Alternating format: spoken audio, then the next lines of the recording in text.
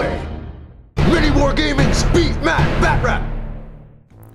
Welcome back to Beat Map Batrep Season 2, Episode 7 of Ogres vs. Tomb King's Battle Report, entering into Tomb King's Turn 2.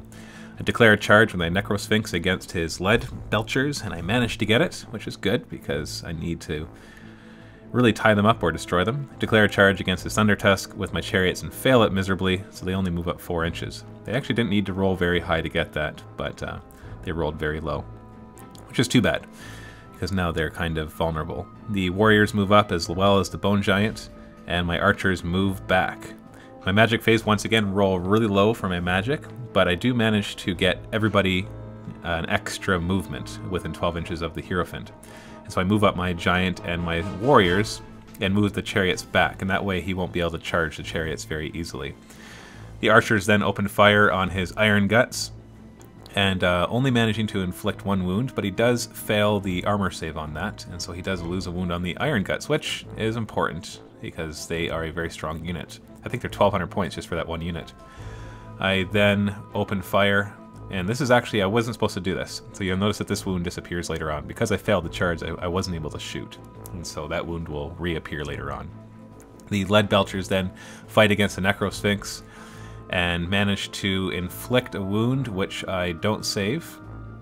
So we're down to 1 wound there, and then he hits them back, and that red die is a strength 10 heroic killing blow, but I only managed to inflict 1 wound, which kills the lead belcher. But then I get 6 stomp attacks, or I get 1 stomp attack, or something like that. Managed to inflict 1 more wound, and they failed their leadership because they lost combat, and I actually overran them with the Necrosphinx. So that was a huge victory for me there, that I was able to do that, because really if they hadn't died, they would have been able to kill the Necrosphinx next turn. Heading into Ogres Turn 2, it is his turn to declare his own charges, first with the Iron Guts against the archers, which of course they make without any problem. So those archers, as you can probably guess, are going to die, because the Iron Guts is a 1,200 point unit, and that's like a 200 point unit, and they are very weak. He declares a charge against my chariots, and luckily fails it with the Thunder Tusk, because that would have really sucked if my chariots got charged.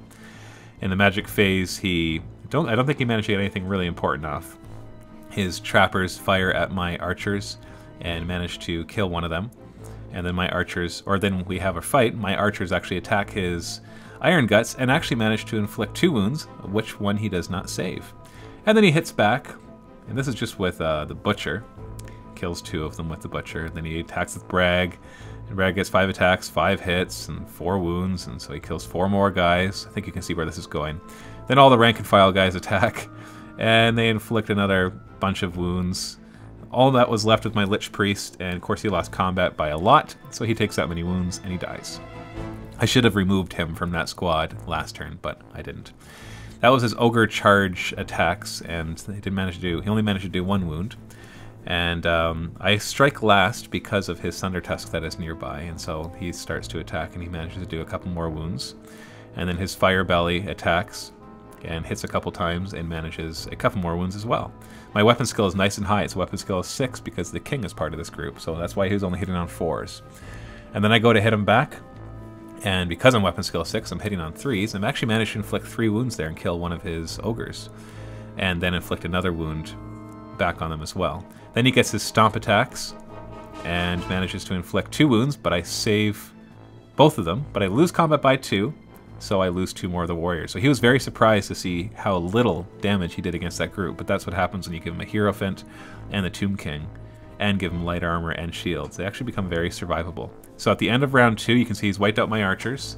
I've wiped out his lead belchers, so that's kind of, I don't know if I'd call that even. The lead belchers are probably worth a bit more, but my Necrosphinx is down to 1 hit point, whereas his Thunder Tusk is still at full, and he's in a good position to countercharge when I countercharge him. So if you're on YouTube, go ahead and click the annotation to play part 3. If you're on MiniWarGaming, there will be a link below here in the playlist. Don't forget to subscribe and like this video if you want to see more Warhammer Fantasy Battle Reports.